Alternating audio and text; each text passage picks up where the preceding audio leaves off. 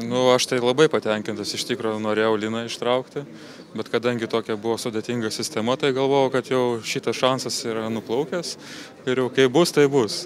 Tai galvojam naudoti laimimąjį būdą, nes jis yra pats geriausias, nes kiti būdai tiesiog netinka, bet iš esmės tai aš manau, kad pats maršrutas, pati kelionė, ten tiesiog reikia džiaugtis, tikrai proga yra labai faina ir manau, kad tiesiog reikia ir sugebėti dar pasilikti laiko pasidžiaugimui tikrai pačiu procesu. Nu, manau, kad apie ekonomišką važiavimą reikia pasiskaityti, iš tikrųjų, ir su Hondos reikia dar pabandyti, jeigu leis dar kartą su Honda pasivažinėti, kad išsiaiškinti visas galimybės, kaip tas Eco Drive mygtukas veikia ir taip toliau. Kadangi žinau, kas yra Andrius Firantas, tai aišku, turėtum galbūt žinoti, žinau, kad žinai ir kitą medalio pusę labai gerai. Ar yra planas galvose laimėti? Pas mane tai tikrai yra. Manau, ko bandyti. Ko bandyti būtinai reikia. Ar ką nors žinot, girdėjot, gal buvot ir matėt apie Nordcapą? Neteko būti, nieko nežinau. Man teko. Nesitikėjau iš kelionės kažko gražaus, bet iš tikrųjų labai pakerėjo ta šalis, labai gamta graži ir būtent Nordcapas, tie vaizdai, mielai pakartosi tą kelionę dar kartą. Ką patartum, vis tiek turbūt teko važiuoti su naujoju Civicu, kažką vis tiek gyvenime esi girdėjęs ir apie ekonominį važiavimą, ką patartum žmogui norinčiam laimėti? Keletą tokių labai konkrečių ir trumpų patarimų. Na, visų pirma, tai greitai pasirinkti tinkamą, nedaryti agresyvaus vairavimo elementų ir be abejo strategiškai žiūrėti kelyje į tai, kas vyksta aplinkui, kad išvengti staigių akceleracijų, staigių stabdymų ir, sakysim, greitis ir numatymas to, kas bus labai svarbu.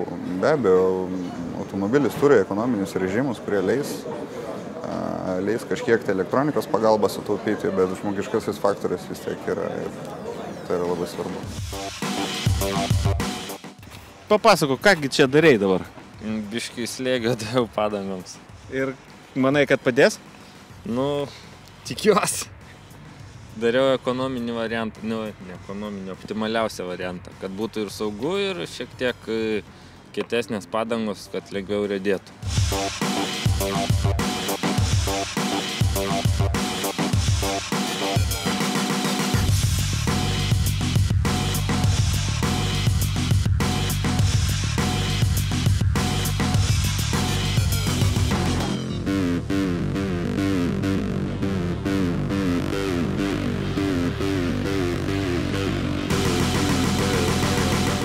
Ryga. Įdomu, bus šitam žemėlapį Ryga ar nešūvėsi, nebus. Dublin. Už 400 metrų važiuodami žiedu laikykitės dešinės. Pirmiausiai išvažiavimas iš žiedo. O ką pas jūs sąnaudos rodo? Mes, šiaip, tai čia vis tiek išlošiamės jį užgesindami. Ypač jeigu ilgesnį laiką reikia prastovėti, tai tada išlošiam.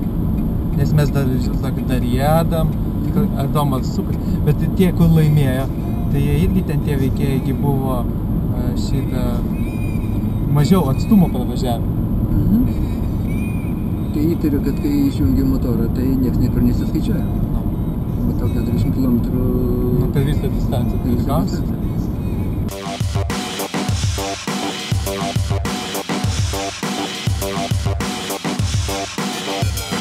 Šiandienos tikslą jau kaip ir pasiekėm, tai sėsim į keltą.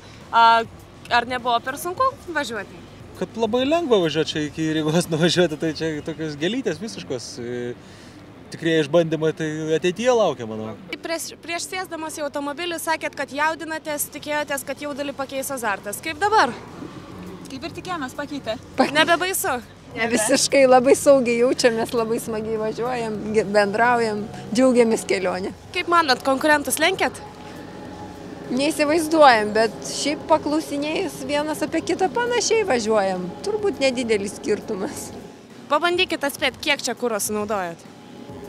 Apskritai, kiek sunaudojam? Vidutiniškai? Nu, kaip čia šiandienos dienos rezultatai? Iki 5. Vidutinė sąnauda. O važiuoti neatsiboda? Ne, tikrai ne. Šiek tiek erzina taip lėtai.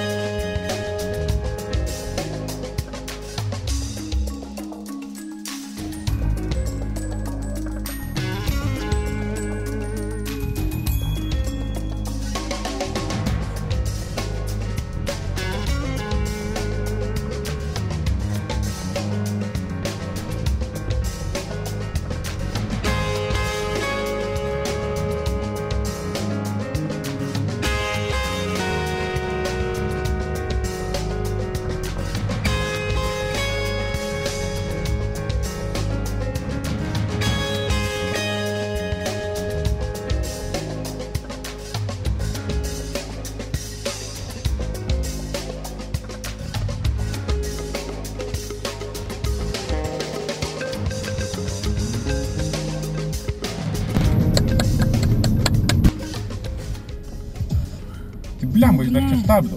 Jie. Aš tik pribliaušęs. Ok, welcome. Čia buvo geras. Skirva, kad negirdot, išvažiuotum. Čia daug turbūt tokių išvažiuoja. Čia gal antrą jamą? Kada žinau, čia po 800 metrų bus į kairę, jo. Taip. Prie progos jamsim antrą. Tas ir pirma vagarė. Nu, vidum persirgėtis įgrivis.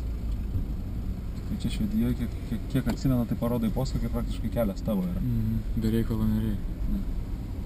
Jie kada virš paskos Latvijos, pavyzdžiui, tai neparodai. Iškelta, tai jis piktas bus mums.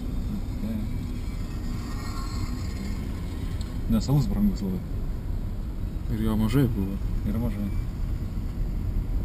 Kitame posūkyje sukite į dešinę. Už 500 metrų sukite kairiau. Tai čia įtakams reikia stoti, įlysim kur nors. Reikia važiuoti kaip Lietuvoj.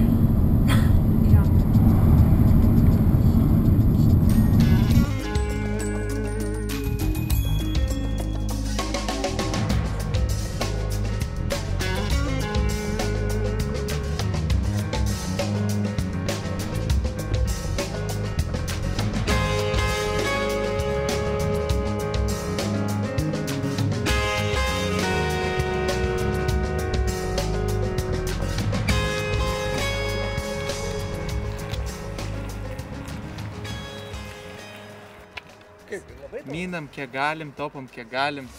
Tiesiog pasirinkam tokį greitį, kad optimaliausiai būtų. Pasiskaičiavom, kaip važiuoti maždaug, kokį greičiu, kad sąnaudos būtų normalios. Ir tiesiog važiavome.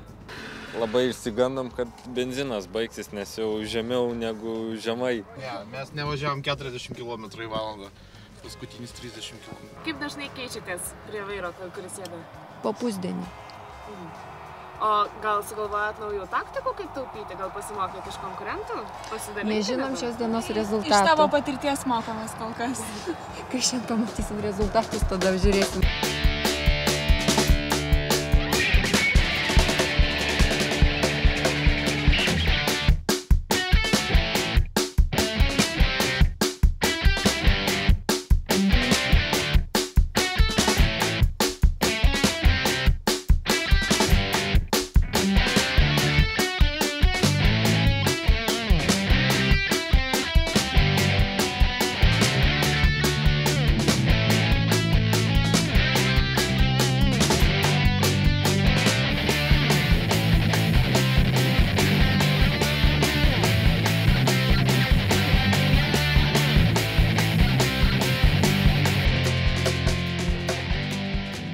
sąnaudos turėtų būti kažkas tai apie 4,5-4,6.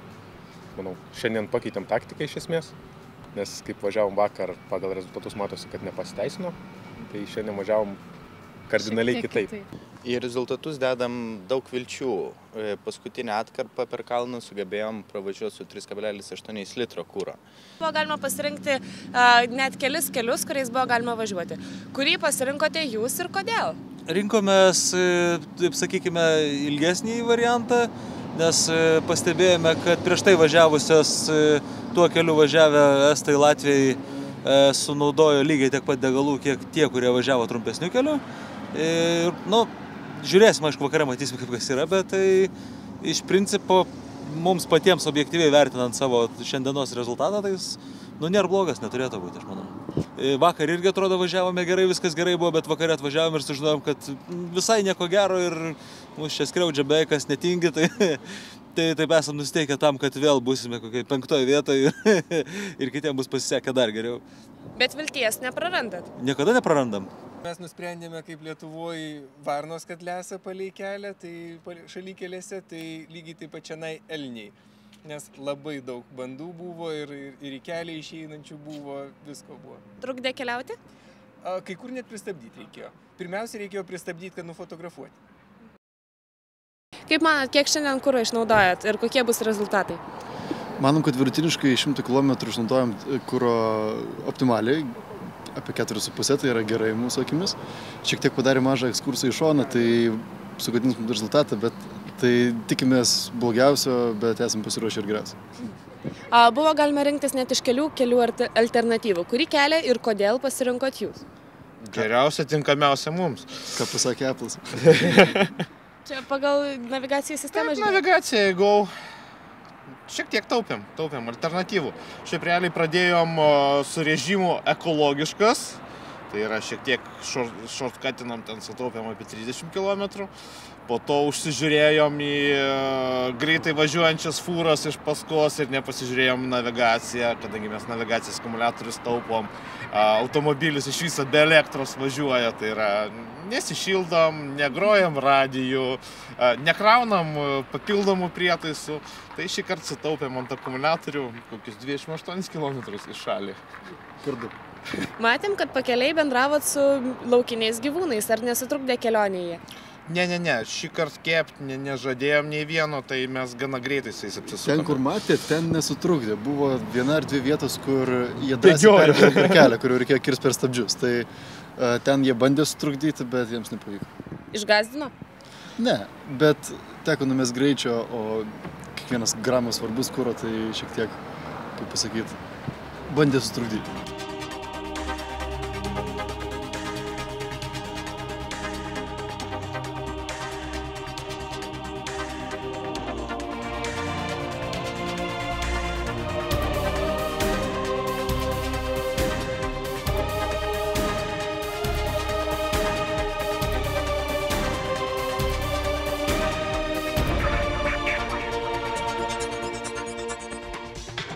Įspūdžiai iš tikrųjų labai puikus, labai įdomu, neįsivaizduoju, ko tikėtis, dėl to šiaip tikrai likau nustebus.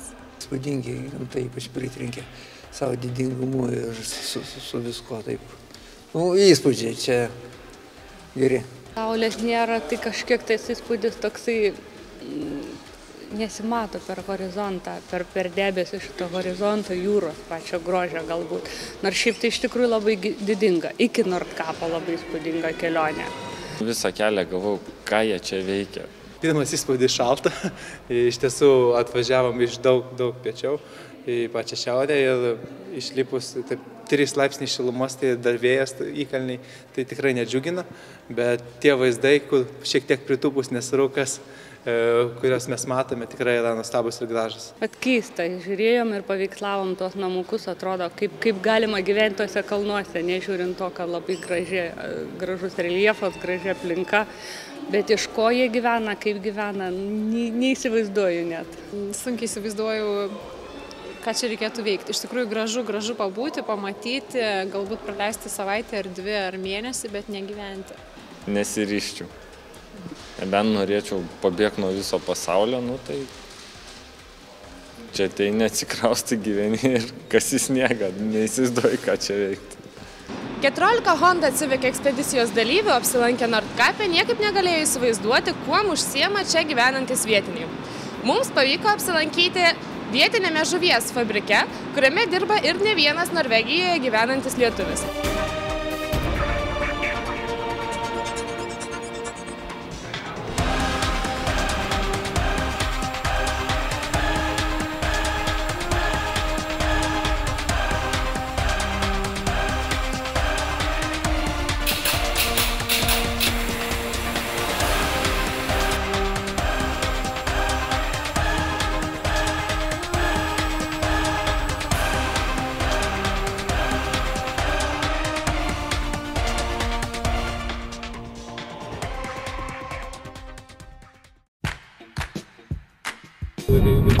Jau, va. Kamera, ne? Ja.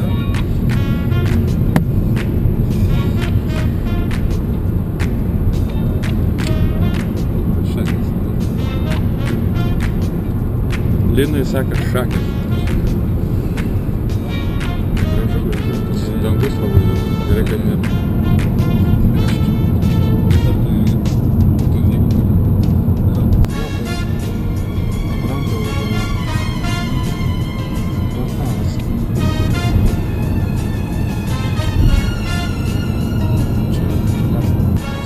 Fotografuokis iš langą ir fotografuokit kamerą filmuoja.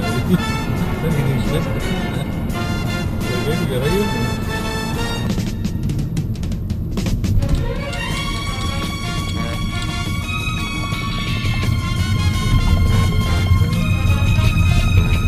Geras, čia kaip tas padėt turėtų. Suprantu?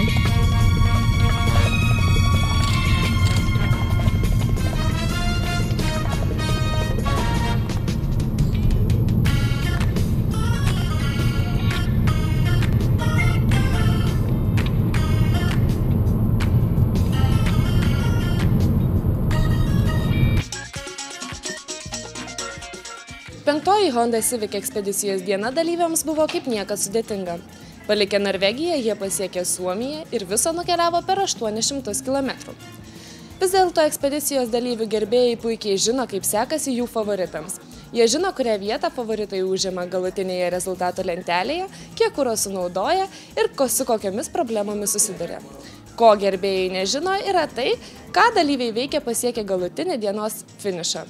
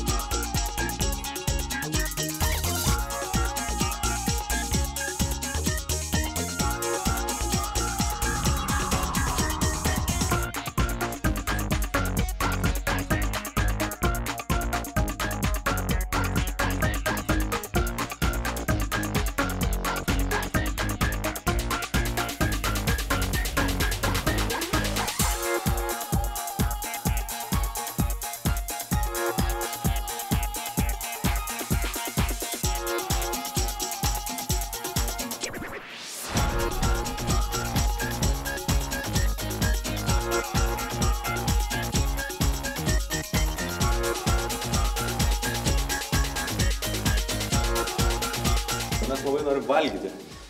Mes labai beveik nieko nevalgėme, mes bandėm... Mes labai eko važiavom. Visi elniai pabėgo iš kelio, mes liko malkani visą dieną. Taip, taupiai važiavom. Ir buterbrodo nevalgėm. Labai norim valgyti dabar už tai. Ką čia dar pasakyti protinga? Paklausiu. Kad šitas koridorius labai primena mano jaunystės žaidimą, kur reikėjo šaudyti vokiečius. Čia dabar eis žiūrovai sakys, kiek tas koridorius gali tęsti. Viešbutis patinka? Nieks nepatikės. Patinka. Šiaip visi viešbučiai yra faini, tikrai pasistengia, kad, nu... Čia praktiškai dviračių galima važinėti, ir taip pavargtum. 400 metrų, o žiūrovai mato jau 100. Taip, pavyzdžiui, taip maniau, ir ne vieną. Čia užpult gali, kas nors išeis iš tos celės kameros. Mes čia manom, kad čia buvęs kalėjimas iš tikrųjų. Arba būsimas. Jo. Ne, tikrai fainai. Šiaip kaip ir mašina patogi, vat, Atsėdėjom praktiškai beveik visą savaitę jau ir realiai tikrai nėra jokio nuovargio, nugarai, kas būna po ilgą sėdėjimą, viskas gerai, tai lygiai taip pat ir nenuvargino ir viešbučiai, tikrai viskas liuks. O dabar kur yra? Mes dabar einame valgyti, nes mes esame labai alkani ir mes...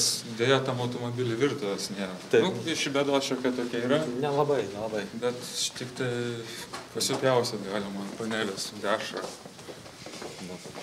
Tai va, žiūrėkit, koks ilgas koridorius.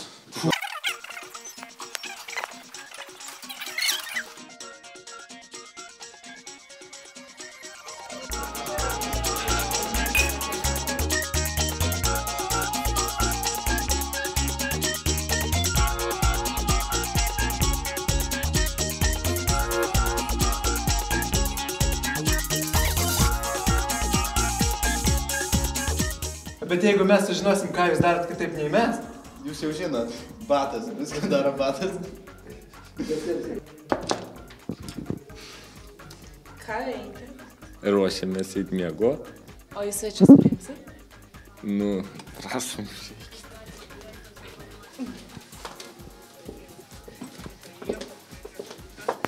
Bet iš ko jie gyvena, kaip gyvena? Tai kaip leidžiat vakarus čia? Žiūrim filmukus ir einam miegot jau. Nusiprausiame. Pailsėjot prieš kelionę? Tai ne, tai naktį ilsėsius. Ką veikiat? Ką veikiam? Ruošiamės miegot, ką tai po rezultatų. Bandau prie interneto prisijungti. Va ir miegot. Kiek laiko miegai skiriat per parą? Tiek, kiek išeina, iš tikrųjų. Kiek gaunasi 5 valandas, 6 nelabai gaunasi. Tai 5-6. Nepailsit? Iš tikrųjų, kadangi šviesios naktis, sunkiai pailsiu, bet kadangi šviesios naktis keltis yra ne taip sunku ryto, lengviau. Ko nėra namie. Kas čia kalba tada? Čia niekinas. Dėl jokio privatumo, ne? Mes su savo partneriu šitą susėdame, kaip sakant, aptarti dienos raidą įvykių, kaip sakant, pas mus Chebratėje. O poilsio pakanka prieš sėdant į automobilį? Tikrai ne. Kiek laiko per parą miegat? Vakar miegojom 5 valandas. Šiandien panašu, kad miegosim dar trumpiau.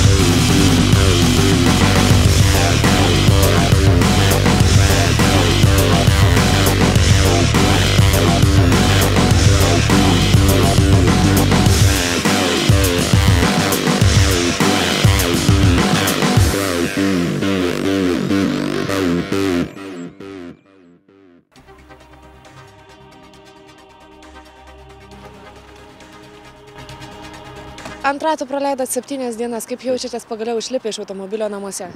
Gerai, išlipdavom ir anksčiau. Jo, mes sustodavom pavalgyti, ne tokie visi. Šiandien pasiekėte patys pirmi, tai matėm... Pirmieji. Mes laimėjome. Važiavot labai greitai, kodėl nustojote taupyti? Dėl to, kad norėjom greičiau grįžti. Jo, ir mes nenorėjom būti 6, mes 7.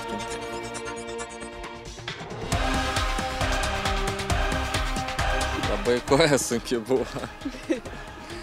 Pagrindinis tikslas buvo greičiau pasiekti namus, tai su to ekologiniu važiavimu šiandien sunkiau buvo. Sunkiau. Smagu, čia buvo kai sapnas kažkoks, tie vaizdai. Tikrai labai buvo smagu, gražu. Ryščiaus pakartoti, tik tais gal kai šilčiau būtų. Manau, kad čia pamoka tai tikrai gera buvo šitas visas ekodraivas toks. Aš padariau išvadą, kad man teks kai kurios vairavimo įpročius keisti. mašina. Kaip gerai, kad nereiks jas ekonomiškai vairuoti.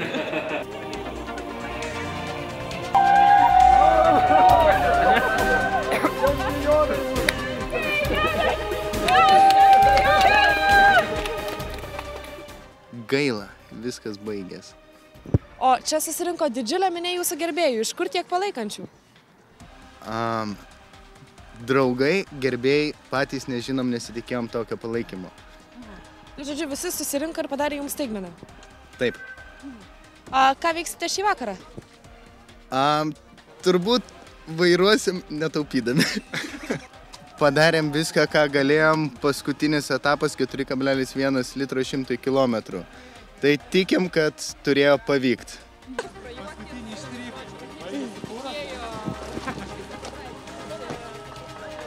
Nu, viskas gerai, dėkoja skauda. Viskas gerai, pavargę, laimingi ir džiaugiamės Vilniumi. Žinom, kaip čia važiuoti. Paskutinė diena siekėt finišo. Ar nekirbėjo taip viduje noras imti ir paspaust greičiau? Albinas papasakos, kaip buvo šiandien. Spaudėm šiandien įsišėdę. Iki kiek? Iki 3,8 litro 100 km. Aha. O greitis čia koks buvo? 91.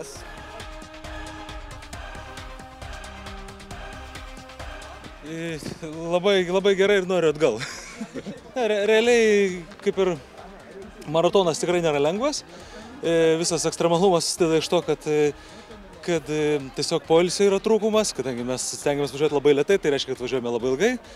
Tiesiog automatiškai iš to susidaro tas ekstremalumas. Ir dar dėl kiekvieno lašelio irgi kenčiame visą laiką, kiekvieną skaičiuojame. Tai taip sakant, veikti buvo visada ką.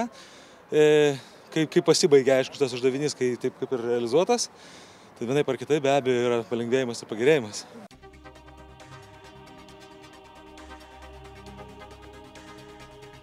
Grįžau! Valio! Koks jausmas pasiekus namus? Nerealus iš tikrųjų, žiūri smagu. Kelionė buvo va! Jėga. Verta buvo viską patirti, išbandyti ir verta keliauti. Ar pakartotume tokią pat kelionę? Drąsiai. Visada, kad tik kas kvies. Drąsiai. Ne, nu reikia išsimiego dabar. O tada toliau galima nusiprausti, pasikeisti drabužius ir į kitą. Sunku pasakyti, iš tikrųjų, adrenalinas dabar sukilęs, nes labai skubėjom ir labai norėjom nepavėluoti, bet iš tikrųjų labai džiaugiuosi, kad buvo tokia proga, kad buvo toks šansas išvažiuoti, nes labai įdomu buvo pamatyti ir Nordkepą, pamatyti Norvegiją, Švediją, tuo pačiu sudalyvauti ir tokiam žaidime.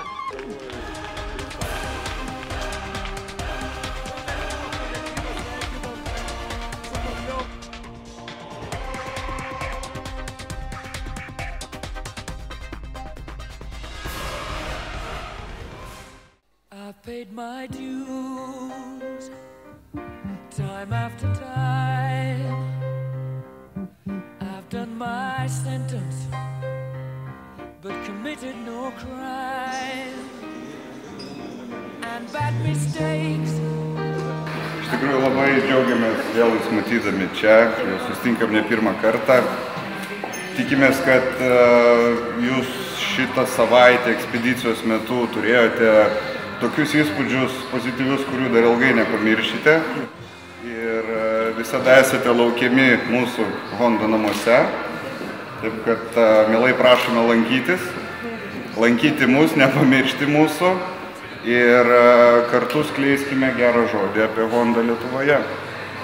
Ir trečioji vieta, 500 eurų prizas, rezultatas 196,3 litro ir 4428 kilometrai. Artūras Žukas, Linas Butkus, 8000 RPM.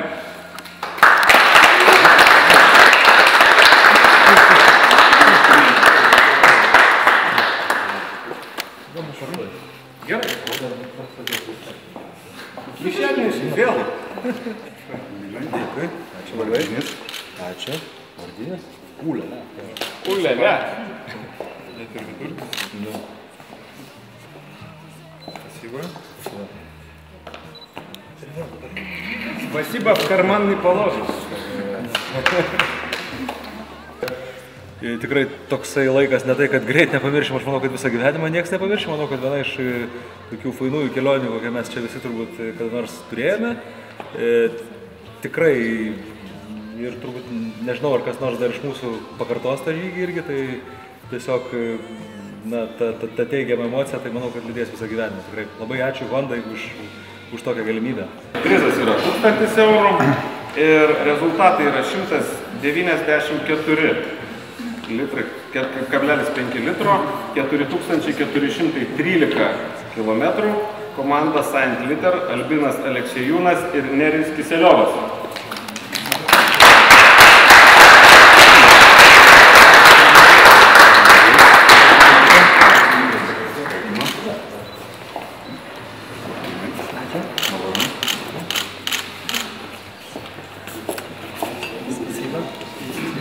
Tai iš tiesų labai didelis ačiū organizatoriams, buvo labai smagu, su Civiku pats senesniu važinėjo daug metų, su šito buvo daug smagiau, nes daug naujesnis. Ir labai dėkui visai kompanijai, kurie važiavo su mumis, kurie leido naktypiečius su mumis kartu ir pusryčius, buvo tikrai labai smagu. Dar kartą ačiū. Na ir kaip žinia, pirma vieta visą laiką būna tik viena, labai gaila, šiaip galėtų būti jų daug. Rezultatas 193,1 litro, 4417 km ir komanda, kurią jau šiandieną matėme čianais, tai yra Žoliapjovės Ilgesys, Andrius Kiršiūnas ir Rytas Markevičius.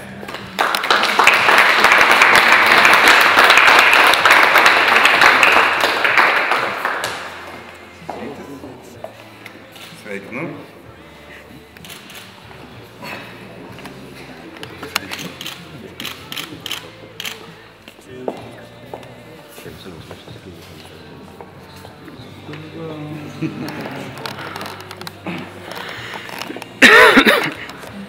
Tai va. Labai teisingai sakė, kad prizas rašytojams yra labai didelis. Tikrai, ta prasme, rašytojams pinigai yra svarbus ir didelis dalykas. Neskaitant to,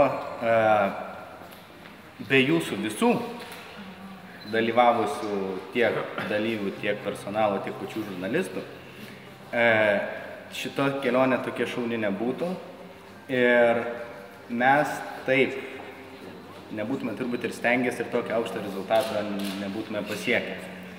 O kaip ir mes savo aprašymuose žadėjom, tai būtent mūsų pagrindinė stumiamoji jėga, tai Saint Literiai, kurie mums visą laiką minė ant kulnų, mums labai padėjo ropštis į priekį. Todėl, kaip mes ir žadėjom kelionės aprašyme, Saint Literiai, būtent naudodamiesi progą, norim dar padovanoti tą litrą, kurio jiem pritrūko.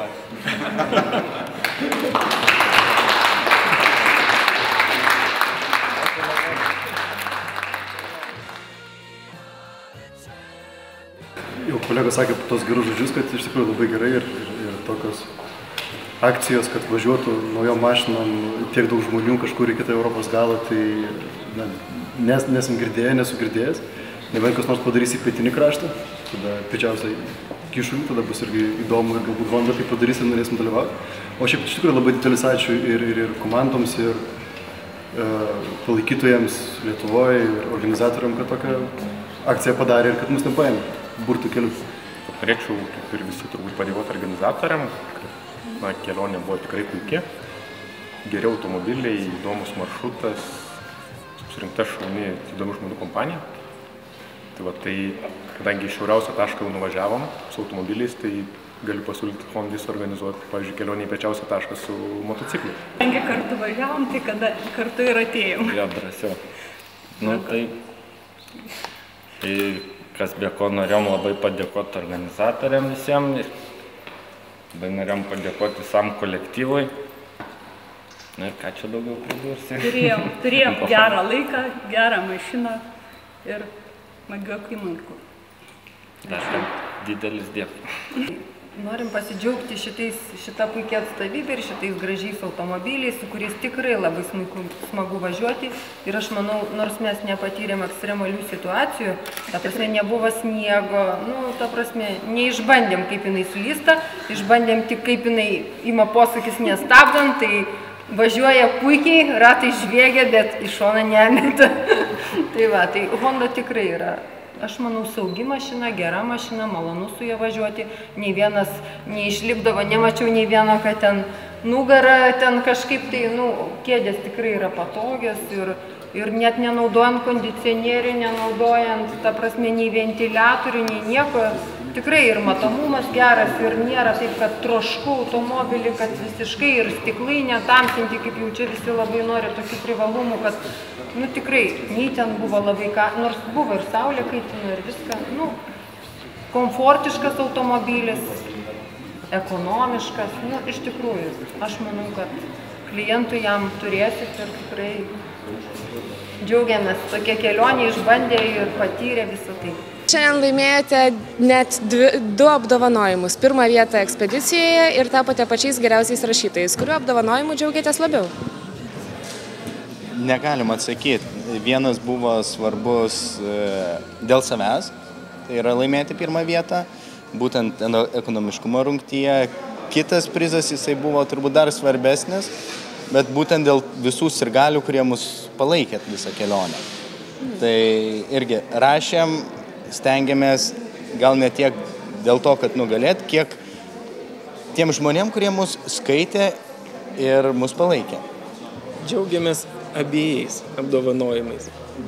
Nepaslaptis, kad pirmą vietą laimėsit žinojot iš anksto, kad laimėsit dar ir rašytojų apdovanojimą. Ar nujautėt, kad bus tokia dviguba sėkmė? Aš negaliu su jumis sutikti dėl pirmosios vietos.